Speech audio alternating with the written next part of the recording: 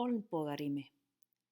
Nú munum við fjalla uppgang nasistaflokksins á 4. áratug síðustu aldar og aðdraganda síðari heimsstyrjaldarinnar.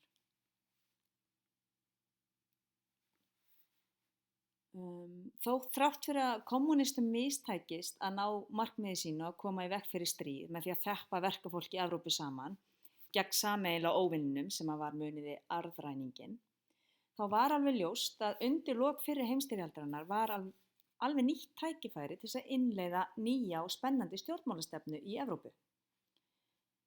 Sjálft stórveldi Rússland hafði verið lagt undir kommúnisma, svo úr varð nýtt heimsveldi, Sovétríkin, sem síðan stjórnaði atburðarás 20. aldar ásamt nokkrum öðrum volduðum ríkjum upp frá því. En við munum fjalla það seinna og þið munum heyra síðar þetta heimsveldi, Sovétríkin. Suður á Ítalíu var hins vegar stjórnmálamaður sem taldi að þótt lýðræði væri handónýtt stjórnarfar, að þá væri kommúnisminn ennþá verri. Og þessi stjórnmálamaður sá þessa blóðugu styrjöld sem að fyrri heimsstyrjöldin var, sem einhvers konar hreinsunareld, þar sem að ríki Evrópu bara bræddu utan af sér veikleikana og út úr eldinu myndi síðan sterkasta aflið stíga. Stjórnmálamaðurinn hét Benito Mussolini og þið sjáu hann þarna á myndunum. Og svo stjórnmálastefna sem hann aðhylltist var fasismi. Það í sjálfu sér ekkert auðvelt að skilgreina fasisma. Stjórnmálum oft skipt í hægri stefnu og vinstri stefnu og þá gjarnan eru fasistar lengst til hægri og kommúnistar lengst til vinstri. En þetta kannski ekki endilega besta skilgreiningin og má alveg draga hana í efa líka. En í grófum dráttum þá voru fasistar samt alveg greinilega á hinum endanum við kommúnista. Fasistum fannst fáránlegt að hugsa sér að sameina verkafólk eða aðrar stéttir þvert yfir landamæri þvers og kruss álfuna. Þvert á móti ættu einstakar þjóðir að standa saman og vera stoltar af þjóðerni sínu.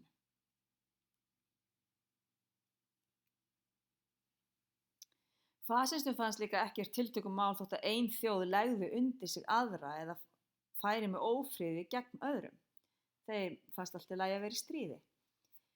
Þá þótti þeim nýlenduveldi, en það þegar þjóðir ákvaða að ráða yfir öðrum þjóðum, eins og til dæmis þegar Danir réðu yfir Íslandi eða Frakkar réðu Alsír. Þeim fannst þessi nýlenduveldi bæði sjálfsögð og eðlileg. Og þjóðir ættu að vera stoltar og sterkar og svo sterki á að hafa meiri rétt en aðrir. En fasistar sáu heldur engan tilgang í lýðræði. Þeir töldu það bara vera veikt stjórnarfar og sá ekki tilgangin í því að allir þyrftu að vera ráða einhverju og hafa áhrif. Þeim fannst miklu betra að það væri bara einn leiðtogi sem réði, tæki ákvarðanir fyrir þjóðina alla og allir myndu bara hlýða honum.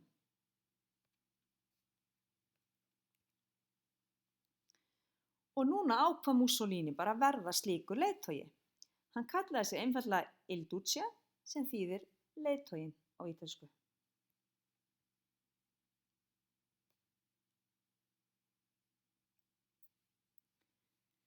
Fasismi hafði í einni eða annarri mynd kraumað undir í Evrópu frá 19. öld. Margir aðdáendur fasisma álitu hann eðlilegt og sjálfsagt viðbragð við kommúnisma, sem auðvitað var meira og minni tísku eftir því sem á leið. En aðrir sáu í fasisma einhverja heimspekilega dýpt og töldu sig geta lesið úr verkum frægra heimspekinga eins og til dæmis Friedrich Nietzsche áróður að fasismin væri málið. En sú skoðun byggði þó meira á óskhyggju fasista heldur en nokkru öðru.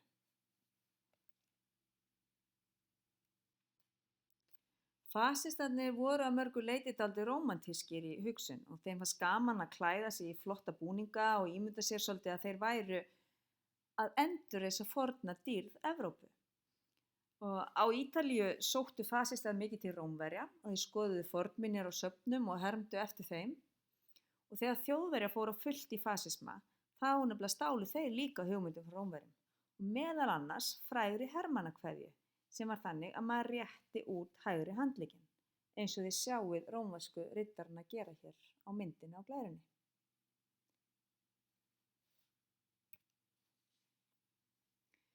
Sú hugmynd að ríki væru stolt og sterk og að lýðræðið væri veikburða og gallað, féll að sjálfsögðu alveg í frjóan jarðveg í Weimarlýðveldinu, þar sem var fátækt og basl og niðurlæging var bara daglegt brauð. Og fáir menn féllu harkalegar fyrir hugmyndinni en hinn ungi Adolf Hitler, sem hafði allan tíman fundist að menn hefðu alls ekki lagt sig nógu vel fram í fyrri heimsstyrjöldinni. Og þegar við bættist að fólk fór að hafa verulegan áhuga á djammi og djassi og drykkju, þá fann sumum eins og nú væri bara allt hið besta við samfélagið að fara til fjandans og nú þyrfti að grípa til róttækra aðgerða.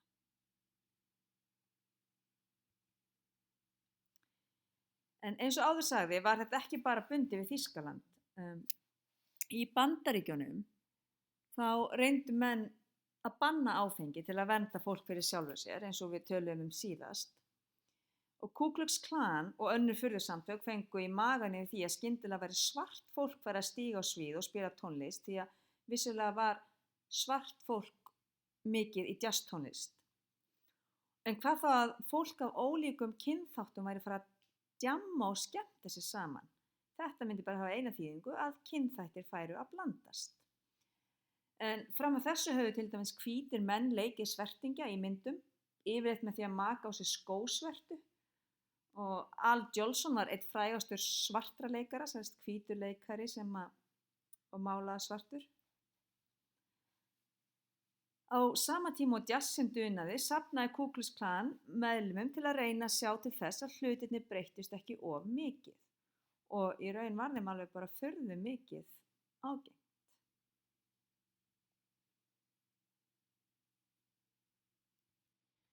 Fasismi og nasismi er sama hugtakið. Í Þýskalandi kölluðu fasistarnir sig nasista. Það er bara stytting á nafni stjórnmálaflokksins sem Hitler varð síðan innan skamms aðalnáungin í. Flokkurinn hét Nationalsozialistische Deutsche Arbeiterpartei, sem þýðir bara þýski þjóðernis-sósíalíski verkamannaflokkurinn. Og af orðinu national í upphafi nafnsins kom orðið nasismi og nasisti.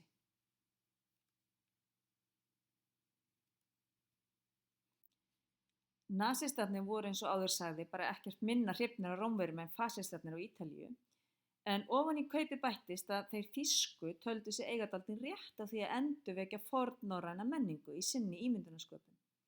Þeir ímynduðu sér að áður fyrr hefði búið í Norður-Evrópu stolt og sterk þjóð norrænna manna sem smám saman hefði orðið veikleika og úrkynjuna bráð.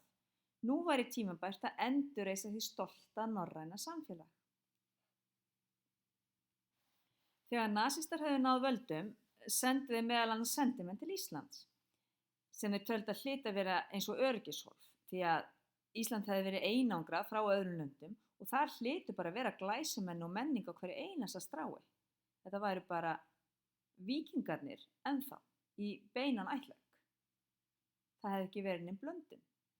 En orðfáði var alltaf lýst hver sendimennum voru skúffaðir og urðu fyrir miklu vonbrigðum þegar athuganir leiddu í ljós að Íslendingar voru bara engin ofurmenni, heldur bara freka púkalegir og venjulegir menn sem hefðu ekkert hirt það sérstaklega að viðhalda einhverju stórglæsilegri menningu. Í staðinn fyrir Gunnar á Hlíðarenda, þá voru hér bara venjulegir menn.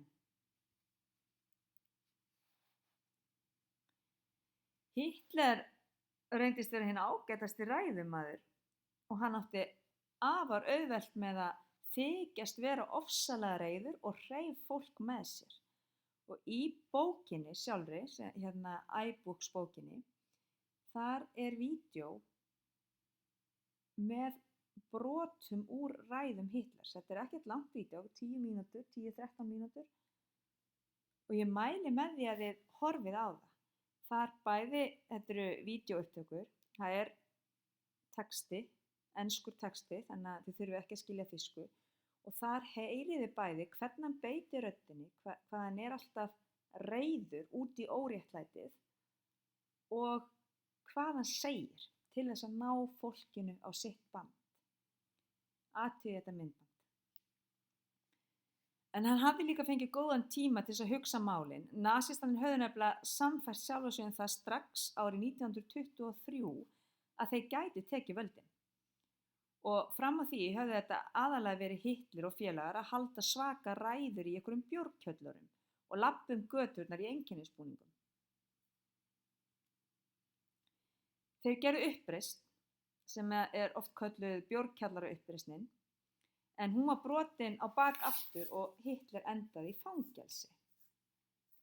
En meðan hann var í fangelsinu skrifaði hann langa bók sem var blanda af ævisögu, stjórnmálaskoðunum og einhverju sem hann og aðrir nasistar töldu vera djúpa og merka heimspeki. Bókin hét Barátta mín eða Mein Kampf og á mestu uppgangstíma nasismans þurftu helst allir Þjóðverjar að eiga hana og flestir þóttust hafa lesið hana líka.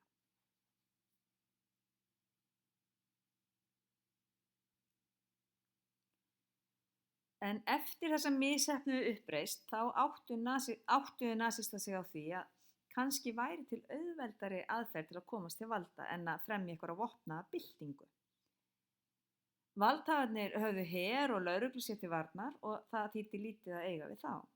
Þeir ákváðu því að nýta sér lýðræðið, þó þeir væru auðvitað af hugsjónarástæðum á móti því, en að bjóða sig fram til kosninga. Hitler naut þess að eiga mikinn áróðursnillingi Jósef Goebbels. Goebbels skipulagði og stjórnaði því með hvað hætti almenningur fékk að sjá Hitler.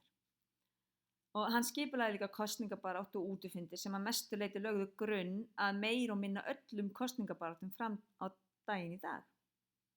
Hitler var látinn klappa hundum og öðrum dýrum fyrir framan myndavélarnar og klípa í kinnarnar á smábörnum, klappa þeim á kollinn. Hann flaug á milli borga og hélt fjöldafundi og nasistarnir pússuðu stígvélin sín og straujuðu búningana og héldu stórar skrúðgöngur og útifundi. Ég hafi séð nokkra myndir af því.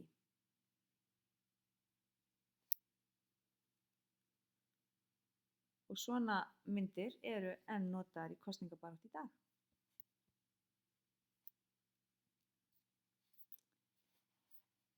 Goebbels fékk líka kvikmyndagerðarkonuna Leni Riefenstahl til þess að gera kvikmyndir nasistana og þess var gætt að myndir af Hitler væri alltaf teknar neðan frá eins og þið sjáu hérna á myndunum og hérna á miðjumyndinu þá stendur nú bara Hitler á einhverjum stalli innan hermennina.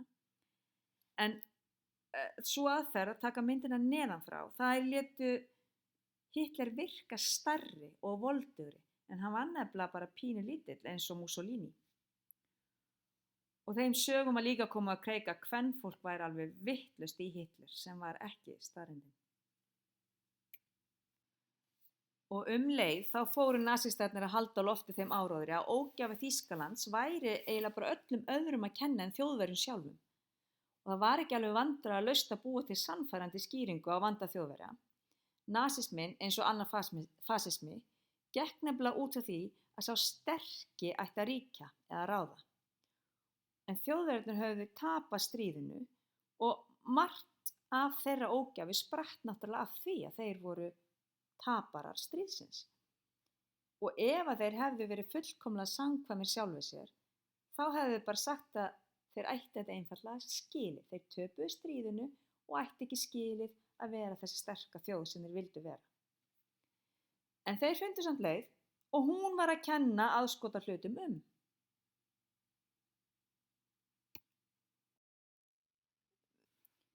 Nasistarnir vildu náttúrulega kenna kommúnisma sem þeir töldu að veikluðu andlegt þrek þjóðarinnar og síðan fannst þeim grá upplátt að kenna gyðingum Gyðingar voru ættaðir frá Miðjarðarhafi og voru hinn fullkomna andstaða við norður-evrópska mikilmennið sem að Þjóðverjar héldu að þeir væri í laumi.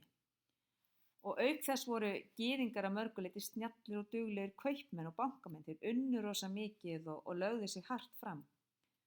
Og því var ekkert sérlega erfitt að sannfæra ómenntaða fátæka þýska verkamenn að það væri ekki bara að þeir sjálfur væri hálfgerðir germanski prinsar í dulargervi, næstum því ofurmenni, heldur væru þeir blankir vegna þess að aðrir hafi stolið peningunum þeirra og tekið vinnuna þeirra.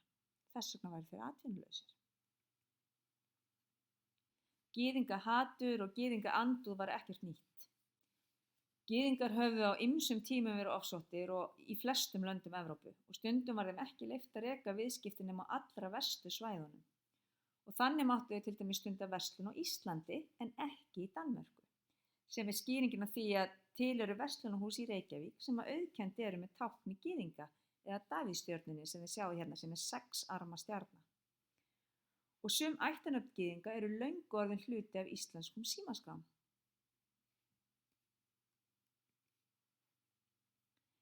Hitler átti sér aðdáendur á Íslandi eins og víðar og hér á landi skiptist menn dálítið í 2 hópa, þá sem urðu samfærið kommunistar og svo andstæðingar þeirra. Og hörðustu andstæðingar kommunista á Íslandi kölluðu sig nasista og voru bara stoltir af því. Þó flestir hafi reynt að gera lítið úr því eftir að nasisminn var sigraður, þá voru samt nokkrir sem kölluðu sig nasista fram á grafabakkann og það eru legsteinar hér í Reykjavík þar sem stendur nafnið á manninum sem er grafinn þar undir, nasisti.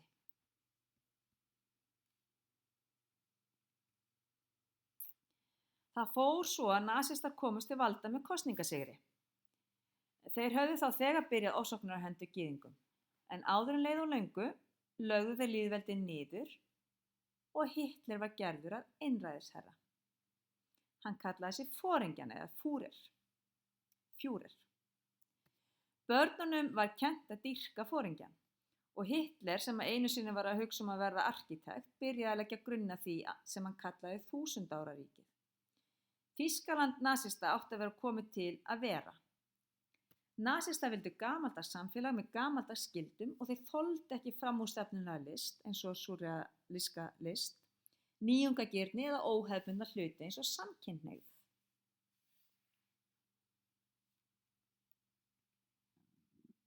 Þýskaland hafði alltaf verið menningarlegt stórveldi og þar voru háskólarnir til dæmis fullir af fremstu vísindamönnum heims. Háskólafólkinu og listamönnunum var fljótt ljóst að nasista voru ekki beint að stefna á samfélag sem þeir gátu sætt sig við. Og eftir að nasista komist til valda árið 1933 var stöðugur straumur af mennta- og listafólki af gyðingaættum sem forðaði sig burt. Þar á meðal Albert Einstein og Lilli Palmer, sem við sjáum hér á ofan í glærunum. Nasistum var alveg ljóst að ríki þeirra myndi ekkert standa í 1000 ár nema tryggja sér aðgengi að meiri auðlindum. Eftir fyrri heimsstyrjöldina var landið miklu minna en áður því að stór svæði höfðu verið tekin af Þjóðverjum muniði þegar þeim var kennt stríðið og þeim var refsað með Versailles-samningunum sem þeir þurftu að skrifa undir að afsala sér einhverju landi og borga stríðsskaðabætur. Þá hafði landið minnkað frá því sem það var áður. En nú fór Hitler að gera kröfur að fá eitthvað að þessu svæði tilbaka sem hafði ranglega verið tekið af þeim. Og sérstaklega vildi hann fá svæði þar sem að bjuggu þýskumælandi menn. Og svo fór að Hitler tók hluta af svæðunum tilbaka bara án leyfis. Hann eignaði sér þau bara, eða eignaði Þýskalandi þau.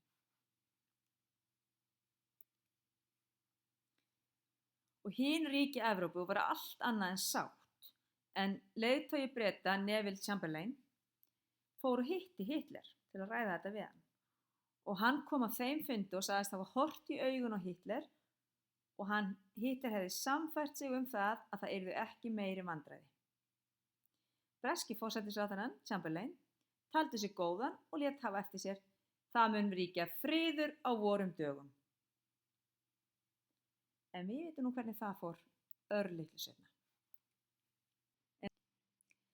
En á sama tíma og Chamberlain var að halda því fram að friður myndi ríkja á okkar dögum í Evrópu, Hitler hefði sannfært hann það með handabandi og hann horfði í augun á honum, að þá voru Hitler og nasistarnir að úthugsa bestu leiðin til að tryggja vöxt 1000 ára ríkisins.